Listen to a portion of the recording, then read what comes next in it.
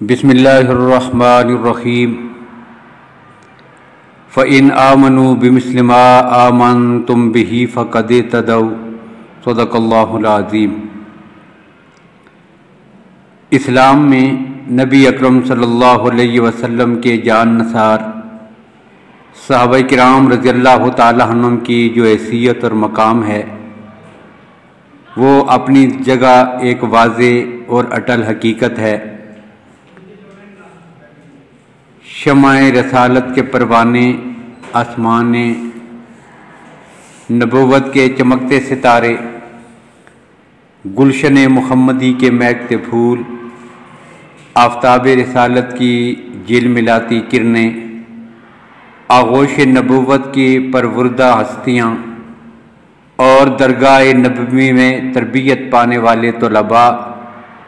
یعنی صحابہ کرام رضی اللہ عنہم، جن کے سینوں پر انوار رسالت براہ راست پڑے،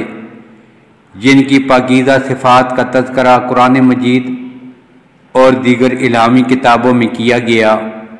جنہوں نے دین الہی کی سربلندی کے لیے اپنی ہر چیز اللہ کی راہ میں لٹا دی، جن کی سیرت کا ہر پہلو درخشاں اور ہمارے لیے مشعل راہ ہے۔ رحمت للعالمین، شفیع المذنبین، خاتم النبیین، محبوب رب العالمین، قائد المجاہدین کی محبت بری آغوش نبوت میں تربیت حاصل کرنے والے وہ قدسی نفوس جنہوں نے شمع رسالت کی روشنی اپنے دلوں میں جذب کی تھی، وہ اسے بانٹنے کے لیے اکناف عالم میں پھیل گئے۔ یہ ایک ناقابل تردید حقیقت ہے کہ رسول اقدس صلی اللہ علیہ وسلم کا تربیت یافتہ جو بھی صحابی جہاں بھی گیا اس کے دم قدم سے ظلمت ضیاء میں تبدیل ہو گئی اور زحمت رحمت میں بدل گئی،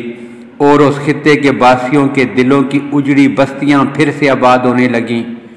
خزاں رسیدہ گلستانوں میں پھر سے بہار آنے لگی، فصل گل سے ناآشنا غنچے